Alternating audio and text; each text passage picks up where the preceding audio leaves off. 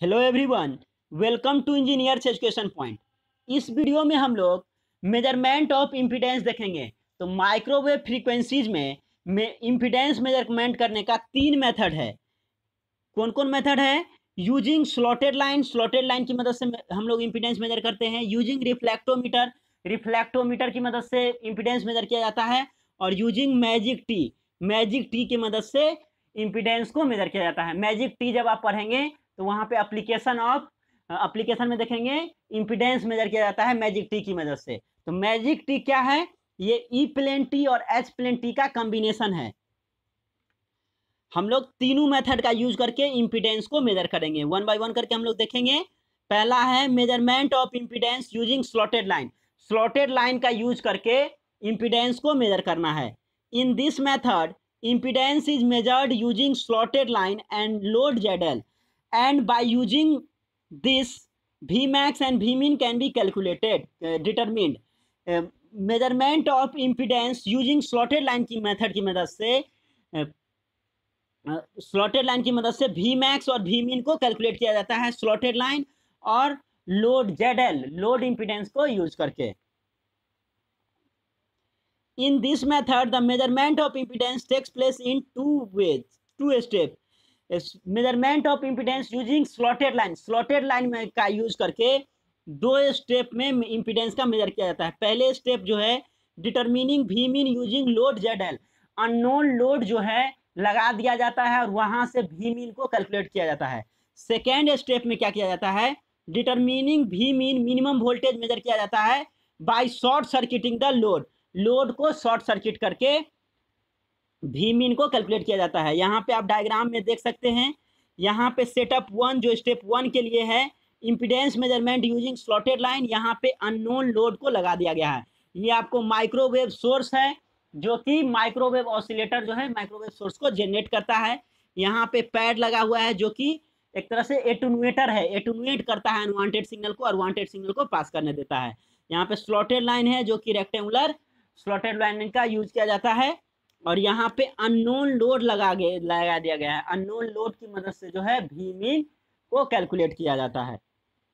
और यहाँ पे क्रिस्टल डिटेक्टर है और यहाँ पे पावर मीटर लगाया गया है। नेक्स्ट सेकेंड सेटअप जो है, इसमें सब चीज सेम है, बस यहाँ पे अननोन लोड के जगह पे टर्मिनल को शॉर्ट कर दिया गया है। बाकी माइक्रोवेव सोर्स, पैड जो कि एटुनुएटर है, slotted line, crystal detector, power meter सब सेम है सेटअप 2 में। अब देखिए, when we try to obtain the values of Vmax and Vmin using load we get certain value. जब जो है हम लोग Vmax और Vmin, मैक्सिमम वोल्टेज और मिनिमम वोल्टेज को ऑब्टेन करते हैं यूजिंग लोड, जब अननोन लोड जो है लगा करके Vmax और Vmin को कैलकुलेट करते हैं तो कुछ वैल्यू जो है आपको Vmax और Vmin का प्राप्त होता है। मीन्स इस मेथड का बात हो रहा है। जब अननोन लोड लगा के आप मेजर करते हैं तो Vmax और Vmin का वैल्यू आपको समथिंग कुछ वैल्यू प्राप्त होता है। However if the same is done by short circuiting the load, जब सेकेंड स्टेप जो है शॉर्ट सर्किटिंग कर दिया जाता है लोड को, the minimum get shifted either to the right और टू द लेफ्ट। जो मिनिमम है, जो Vmin है, वो शिफ्ट करता है कब? जब आप शॉर्टेड टर्मिनल को शॉर्ट करके जो सेकेंड स्टेप का यूज करते हैं उसकी मदद से जो Vmin है, इस मेथड की मदद से, सेटअप 2 की मदद से जो Vmin है वो शिफ्ट करता है आइदर लेफ्ट और राइट, किसी भी तरफ शिफ्ट कर सकता है। If this shift is to the left, जब ये शिफ्ट जो है Vmin का लेफ्ट की तरफ होता है, it means that the load is inductive. इसका मतलब हो गया लोड क्या होगा? इंडक्टिव होगा। And if it is shift to the right, अगर ये राइट की तरफ Vmin जो है शिफ्ट करता है, इसका मतलब हो गया लोड जो है कैपेसिटिव नेचर का होगा। The following figure explain this ये फिगर से आपको समझ में आ जाएगा।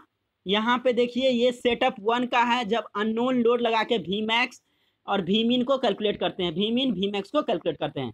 सेटअप 2 जब टर्मिनल को शॉर्ट किया जाता है उस समय देखिए Vmin जो है शिफ्ट करता है, आइदर लेफ्ट की तरफ भी शिफ्ट कर सकता है और राइट की तरफ भी शिफ्ट कर सकता है। जब Vmin लेफ्ट की तरफ शिफ्ट करेगा, इसमें देखिए जब Vmin जो है लेफ्ट की तरफ शिफ्ट करेगा तो लोड क्या होगा? इंडक्टिव लोड होगा। वही जब Vmin जो है राइट की तरफ शिफ्ट होगा तो क्या हो जाएगा, लोड कैपेसिटिव होगा। तो यहाँ से जब लेफ्ट की तरफ शिफ्ट होगा तो इंडक्टिव रिएक्टेंस की मदद से हम लोग इम्पिडेंस मेजर कर लेंगे। जब राइट की तरफ शिफ्ट होगा भीमिन तो कैपेसिटिव रिएक्टेंस की मदद से इम्पिडेंस मेजर कर लेंगे। तो ये आपका वेव फॉर्म है। By recording the data an unknown impedance is calculated. यहाँ से डेटा को रिकॉर्ड करके अननोन इम्पिडेंस जो है उसको कैलकुलेट किया जाता है।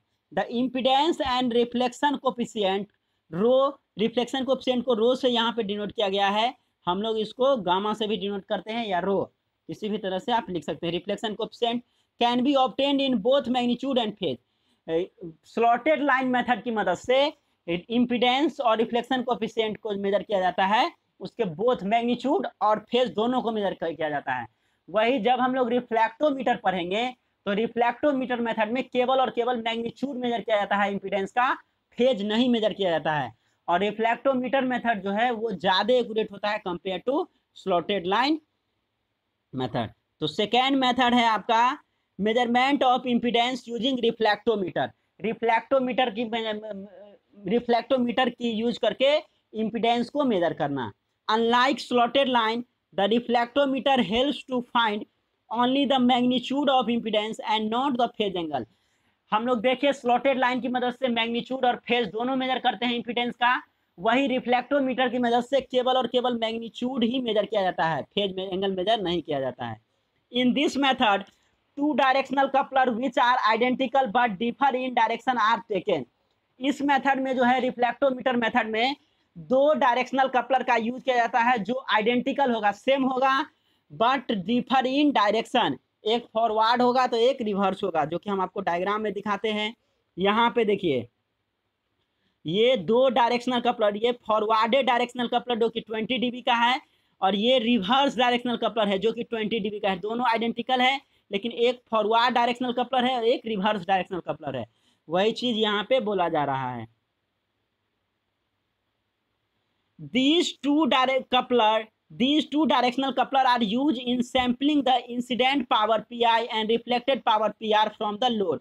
ये दो आइडेंटिकल जो है कपलर का यूज किया जाता है, तो यहाँ से इंसिडेंट पावर और रिफ्लेक्टेड पावर जो है फ्रॉम द लोड उसको सैंपल्ड किया जाता है। The reflectometer is connected at shown in the following figure. It is use to obtain the magnitude of the reflection coefficient rho from which the impedance can be obtain. Reflectometer को connect किया जाता है जो कि आपको diagram में दिखाया गया है, और इसका जो है रिफ्लेक्टोमीटर का यूज किया जाता है to obtain magnitude of reflection coefficient. Reflection coefficient का मैग्नीट्यूड को प्राप्त करने के लिए रिफ्लेक्टोमीटर का यूज किया जाता है और वहां से आपको फिर इम्पिडेंस को कैलकुलेट किया जाता है। आप देख सकते हैं, पहले डायग्राम देख लीजिए। ये आपका रिफ्लेक्टोमीटर है, यहाँ पे setup for the measuring impedance using reflectometer. Reflectometer की मदद से इम्पिडेंस को मेजर करना। यहाँ पे माइक्रोवेव सोर्स है, यहाँ पे जो पावर मिलेगा वो इंसिडेंट पावर पीआई है। यहाँ पे पैड है जो कि एटुनुएटर है, एटुनुएट करेगा अनवांटेड सिग्नल को। यहाँ पे फॉरवर्डेड डायरेक्शनल कपलर 20 dB का है, यहाँ पे रिवर्स डायरेक्शनल कपलर 20 dB का है।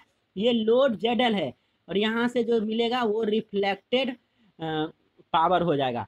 यहाँ जो फॉरवर्डेड डायरेक्शनल कपलर से जो गया है वो फॉरवर्ड डिटेक्टर में गया है जो कि PI/100 है, मीन्स इंसिडेंट पावर बाय 100। और यहाँ पे रिवर्स डायरेक्शनल कपलर से जो गया है वो रिवर्स डिटेक्टर है, रिवर्स डिटेक्टर के पास गया है जो कि PR/100 है। और यहाँ पे आपका दोनों से रिफ्लेक्टोमीटर में गया है, और रिफ्लेक्टोमीटर का क्या हो जाएगा, reflection coefficient is equal to root under reflected power by incident power. तो रिफ्लेक्टेड पावर कितना है, PR/100 बट्टे PI/100। तो 100 कट जाएगा तो क्या आ जाएगा, reflection coefficient, reflected power by incident power PR/PR। तो यहाँ से रिफ्लेक्टोमीटर की मदद से हम लोग रिफ्लेक्शन कोफिशिएंट को मेजर कर रहे हैं। यहाँ पे देखिए from the reflectometer reading we have rho equal to क्या आ गया, रूट अंडर PR/PI। अभी हम लोग देखे from the value of rho means reflection coefficient the VSWR that is S and the impedance can be calculated. Reflection coefficient की मदद से वोल्टेज स्टैंडिंग वेव रेशियो और इम्पिडेंस को कैलकुलेट किया जाएगा। देखिए तो V S W R equal to क्या होता है, 1 plus reflection coefficient by 1 minus reflection coefficient, ये रिलेशन होता है। And Z minus Z G बटे Z plus Z D equal to क्या होता है, रो रिफ्लेक्शन कोफिशिएंट होता है। Where Z G is the known wave impedance, ये आपका नोन वेव इम्पिडेंस है, पहले से दिया रहेगा। And Z is unknown impedance. तो अब देखिए आपको रिफ्लेक्शन कोफिशिएंट जब आप रिफ्लेक्टोमीटर की मदद से निकाल ले रहे हैं तो यहाँ से वी एस डब्ल्यू आर निकल जाएगा। और जब वी एस डब्ल्यू आर निकाल रहे हैं, रिफ्लेक्शन कोफिशिएंट भी आप निकाल चुके हैं। और जेड जी जो है non wave impedance means wave, ये इसका वैल्यू दिया रहेगा तो यहाँ से आपको अननोन इम्पिडेंस निकल जाएगा। तो इस तरह से रिफ्लेक्टोमीटर की मदद से अननोन इम्पिडेंस को कैलकुलेट कर लिया जाता है। देख सकते हैं आप। दो the forward and reverse wave parameter are observe here, यहाँ पे फॉरवर्ड और रिवर्स वेव पैरामीटर है। There will be no interference due to directional coupler property of coupler, directional coupler properties की मदद से यहाँ पे कोई भी इंटरफेरेंस पैदा नहीं होता है। The input power is kept at to a low level by means of pad, यहाँ जो पैड यूज किया गया है माइक्रोवेव सोर्स के बाद जो पैड यूज किया गया है उसकी मदद से यहाँ जो ये पैड जो कि एटेन्यूएटर है, ये पैड जो है इसकी मदद से इनपुट पावर को लो रखा जाता है, क्योंकि ये जो अनवांटेड है जो हाई पावर है उसको रोक के रखता है, एटेन्यूएट कर देता है। The reflectometer accuracy is greatest to low V S W R, low reflection coefficient या low V S W R, low voltage standing wave ratio के लिए रिफ्लेक्टोमीटर का जो एक्यूरेसी होता है वो ग्रेटेस्ट होता है, सबसे अच्छा होता है। तो हम लोग देखें स्लॉटेड लाइन मेथड का यूज करके इम्पीडेंस मेजर करना, और सेकेंड हम लोग देखें रिफ्लेक्टोमीटर मेथड का यूज करके इम्पीडेंस को मेजर करना। थर्ड है मैजिक टी की मदद से इम्पीडेंस को मेजर करना। A magic T has been use in the form of bridge for measuring impedance, magic T का यूज किया जाता है ब्रिज के फॉर्म में इम्पीडेंस को मेजर करने के लिए। Microwave source is connected in arm 3 and a null detector in arm 4, microwave source को आर्म 3 से कनेक्ट किया जाता है और नल डिटेक्टर को आर्म 4 से कनेक्ट किया जाता है। The unknown impedance is connected to arm 2 and standard variable known impedance to arm 1। ये डायग्राम से आप देख सकते हैं, देखिए यहाँ पे, तो देखिए यहाँ पे आपको दे दिया गया है डायग्राम में स्टैंडर्ड वेरिएबल नॉन इम्पीडेंस को आर्म 1 से कनेक्ट किया गया है, अननोन इम्पीडेंस को आर्म 2 से कनेक्ट किया गया है, माइक्रोवेव सोर्स को आर्म 3 से कनेक्ट किया गया है और नल डिटेक्टर को आर्म 4 से कनेक्ट किया गया है। Using the property of magic T के प्रॉपर्टी का यूज करके the power from the microwave source A3, जो पावर आएगा माइक्रोवेव सोर्स से उसको A3 माना गया है, gets divided equally between arm 1 and R2। A3 जो है इक्वली डिवाइड होगा आर्म 1 और आर्म 2 के पास, A3/√2 to the unknown impedance and standard variable impedance. A3/A2 क्या हो जाएगा, ये इक्वली जो है डिवाइडेड होगा आर्म 1 और आर्म 2 के पास, जो कि A3/√2 होगा। देखिए आर्म 1 और आर्म 2 के पास इक्वली डिवाइड होगा, ये क्या है standard variable known impedance to the unknown impedance, यहाँ पे A3/√2 और A3/√2 ये इक्वली डिवाइड होगा, ये A3 आ गया और ये जो पावर है ये इक्वली डिवाइड होगा स्टैंडर्ड वेरिएबल नॉन इम्पीडेंस और अननोन इम्पीडेंस के पास, A3/√2 और A3/√2।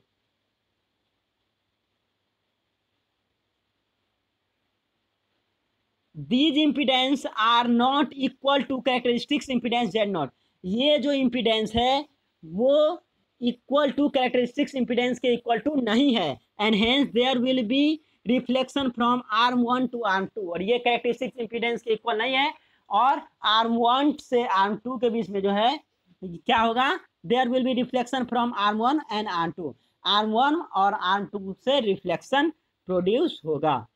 If ρ1 and ρ2 are the reflection coefficient, powers ρ1 A3/√2 and ρ2 A3/√2 enter the magic T junction from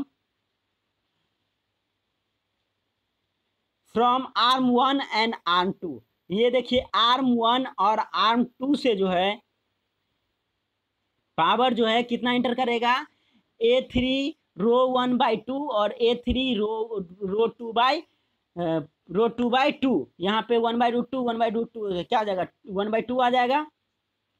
तो रो 1 A3/√2 और रो 2 A3/√2, inter the magic T junction from,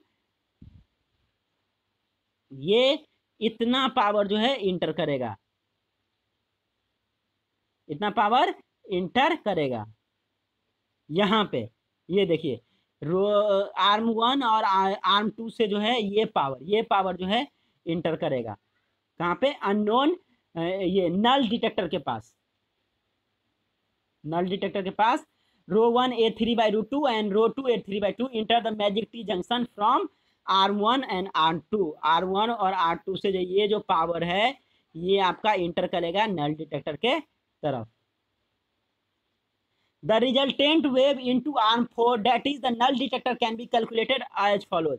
ये जो inter करेगा arm 1 और आर्म 2 से पावर, ये नल डिटेक्टर के पास जो हो जाएगा दोनों का डिफरेंस हो जाएगा।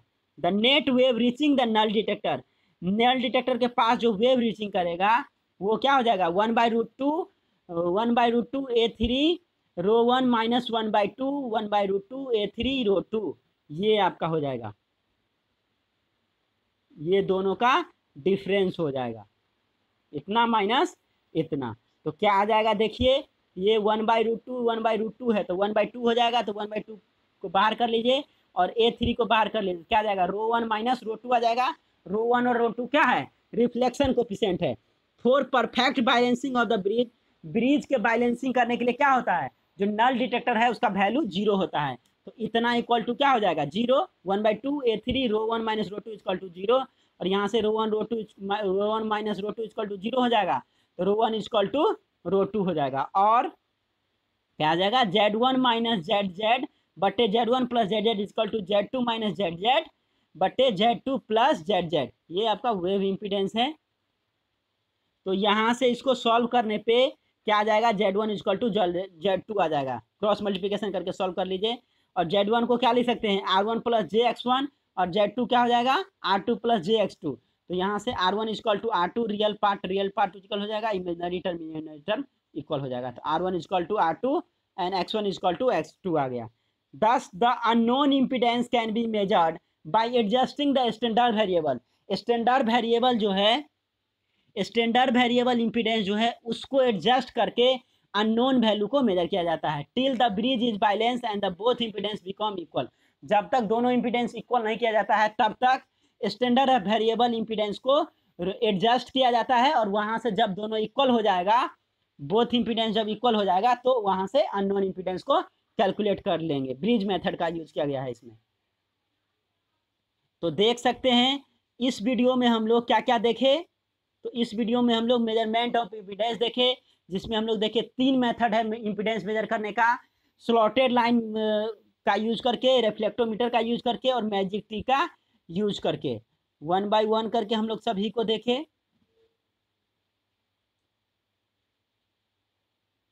देख सकते हैं आप।